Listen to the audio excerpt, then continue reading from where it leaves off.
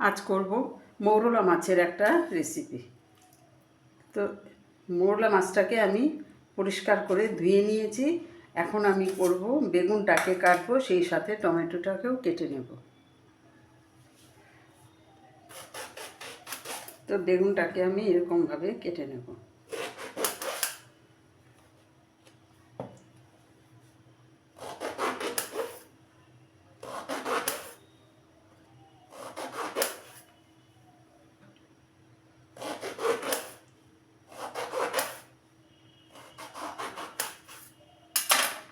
তো বেগুনটাকে আমি এরকমভাবে কেটে নিলাম।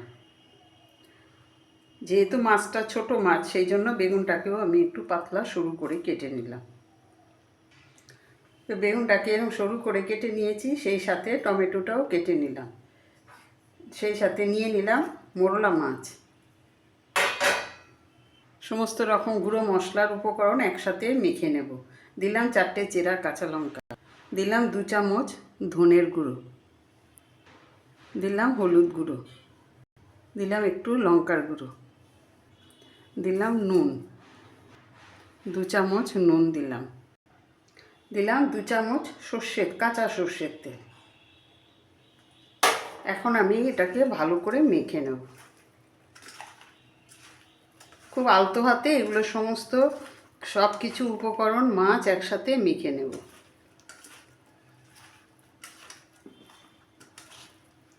তো সমস্ত কিছু মাখা হয়ে গেছে। এখন আমি মাছটাকে এখান থেকে তুলে নেব, আলাদা সরিয়ে রাখবো। এরকমভাবে একটা একটা করে একটু কষ্ট করে এটা করে নিতে হবে। এরকমভাবে মাছগুলো আমি সরিয়ে আলাদা করে নেব। তারপরে আমি রান্নাটা শুরু করব। তো সবকটা মাছ আমি আলাদা করে নিয়েছি।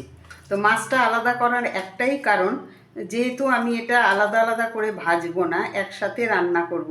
তো আমি এইটা ছোট মাছ আমি যদি বেগুনের সাথে একসাথে তেলের মধ্যে দিয়ে দিই, তাহলে মাছটা ভেঙে একদম গুঁড়িয়ে যাবে, মাছটা আর কিচ্ছু থাকবে না, গোটা রাখাই যাবে না মাছটাকে। তো সেই জন্য আমি মাছটাকে আলাদা করে বেছে নিলাম। তো তেল গরম হয়ে গেছে, দিলাম খুব অল্প করে একটু মেথিটা ফোড়ন দিলাম। তো মেথিটা হয়ে গেছে, এখন দিয়ে দেবো বেগুনটা। কেটে রাখা বেগুনটা দিয়ে দিলাম, দিয়ে এখন আমি বেগুনটাকে একটু ভেজে নেব। তো বেগুনটা খানিকক্ষণ ভেজে নিলাম। এখন দেব একটু ধনেপাতা কুচি, দিয়ে ভালো করে মিশিয়ে নেব।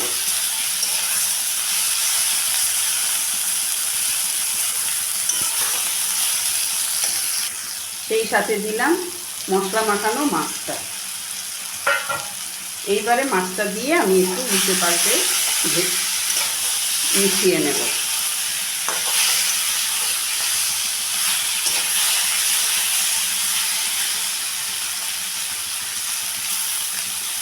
তো মাছটাকেও আমি, মাছটার সাথে যে মশলাটা মাখানো আছে, এটাকেও আমি একটু সময়ের জন্য ভেজে নেব। খেয়াল রাখতে হবে যাতে নিচে ধরে না যায়, তাহলে মাছটা পুরোটা ভেঙে যাবে। তো মাছটাকে খানিকক্ষণ আমি ভেজে একটু কষিয়ে নিলাম। এখন যে পাত্রটার মধ্যে আমি মশলা মাখিয়েছিলাম, সেই পাত্রটা দিয়ে আমি একটু জল দিয়ে দিলাম।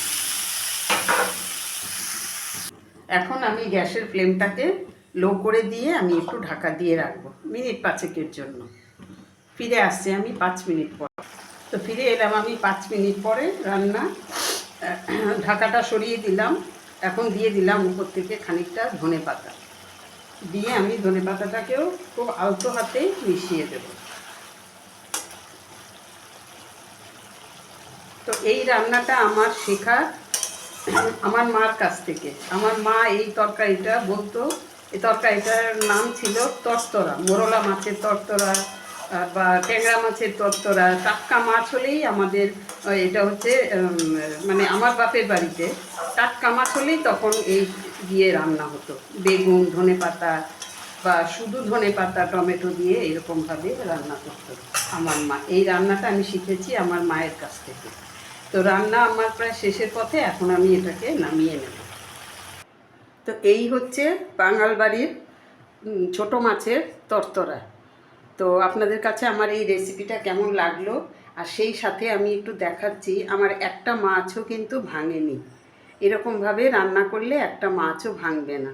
আর এই রকম ছোট মাছ ভেজে রান্না করলে অতিরিক্ত একদম ছোট্ট হয়ে যায়, মাছগুলো খেতেও ভালো লাগে না। আর সেই সাথে বেগুনটাও একদম নরম হয়ে গেছে। তো আমি সবসময় চেষ্টা করি আমার দর্শক বন্ধুদের সাথে এই ধরনের ইজি রেসিপিগুলো শেয়ার করার। আপনাদের কাছে কেমন লাগলো, আর সেই সাথে আমাকেও একটু কমেন্ট করে জানাবেন। আর আপনারা নিজেরাও বাড়িতে একবার এরকমভাবে ট্রাই করবেন, চেষ্টা করে দেখবেন, খেয়ে দেখবেন, ভীষণই ভালো লাগে খেতে। তো আজ এই পর্যন্তই, আবার নেক্সট কোনো রেসিপি নিয়ে কথা হবে। সবাই ভালো থাকবেন, সুস্থ থাকবেন।